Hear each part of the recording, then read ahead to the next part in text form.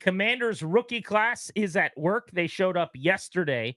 Today was their first day on site, presumably getting a bunch of meetings, behind the scenes things done. No access for media or fans at training camp just yet. First practice is not till next Wednesday, but the rookies have shown up. There are actually training camps underway. The Texans play the Bears in the Hall of Fame game less than 2 weeks from now. I'm going to say that again because I think everyone needs to understand that we have made it through the desert and we are about to drink some water. In 13 days, the Hall of Fame game that kicks off the NFL preseason between Caleb Williams, the number one overall pick, and the revamped Chicago Bears offense. They drafted Rome Odunze. They traded for Keenan Allen. How many of those guys play in the Hall of Fame game? I'm not sure. Probably not the whole lot of them. But they play the Houston Texans, the surprise team from a year ago that won their division, that won a playoff game with the rookie sensation, C.J. Stroud, now a sophomore. They just had an unbelievable offseason. They built a heck of a pass rush. They went and got Danielle Hunter, among others. I think the Texans are going to be excellent. Those two teams play a football game in 13 days, and they are already at training camp. That is cool. It is here. It has arrived. I don't totally have clarity on what the Washington rookies are doing. I know they checked in yesterday. I don't know if that's just like, height, weight, get what T-shirt size you need or something like that. But they got work to do, yeah, man. I think they're on the field, though, today, right? They're running plays. They're scrimmaging. They're practicing in 5 days or whatever. Yeah, I love it. So all about it. Get them up to speed. But that is the big takeaway. And again, I'm bummed. It's a league trend. It's not just a Washington thing, although they're on the kind of the lower side. But there are so few practices open to the public. I do think that's such a huge bummer. I wish that was different, but still, it's a reason to be excited. Well, look, I have been very positive about everything this ownership group has done because I think they're batting like 993. And I am team Adam Peters. The limited number of practices is a misstep. It's wrong. It's incorrect. It's not the right way to do it. For a team that is trying to build its fan base back up and create excitement and juice and intensity, you need pizzazz. You're looking for people to re-engage. That is the comment.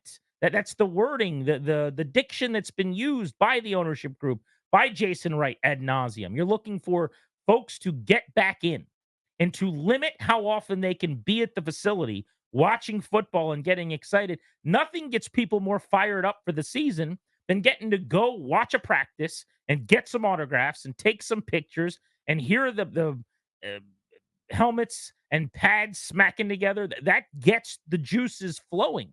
They already, and this is not new to today. I think I looked this up with you almost 2 weeks ago, a few days after the announcement.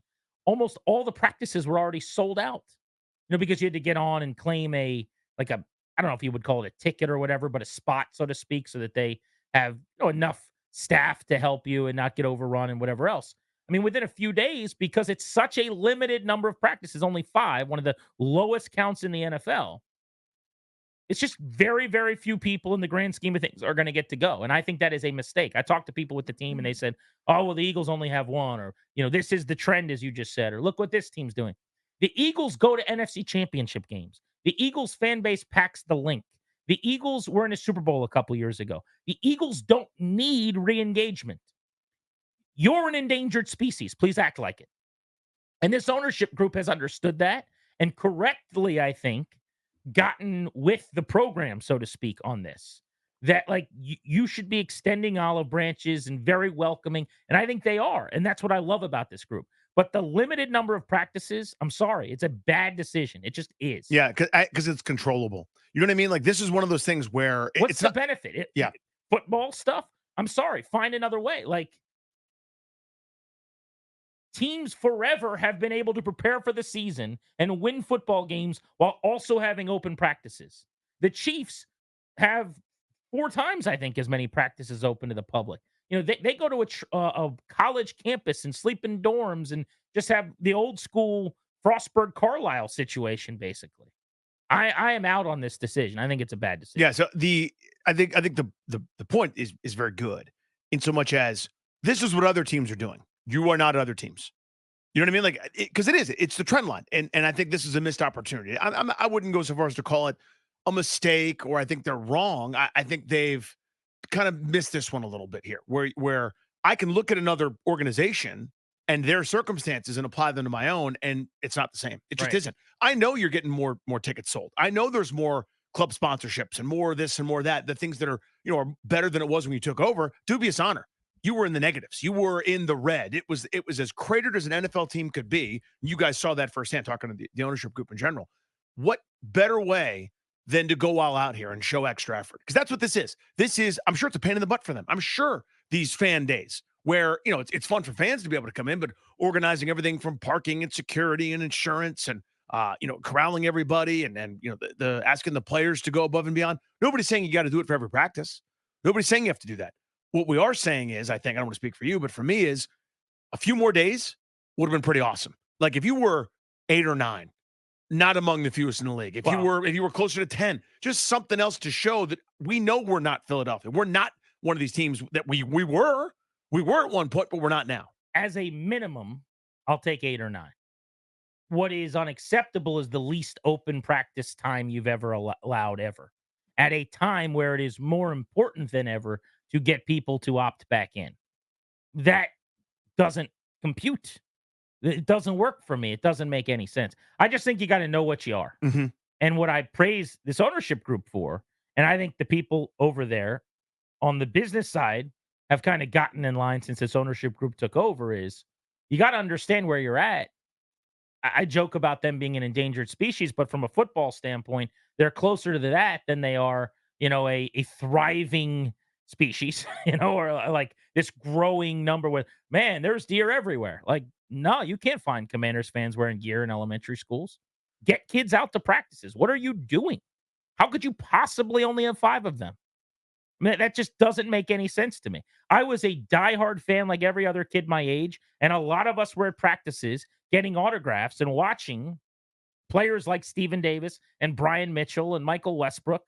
And a lot of your fandom came from your vacation to go for 4 days to a hotel right off site and be at 2 practices a day.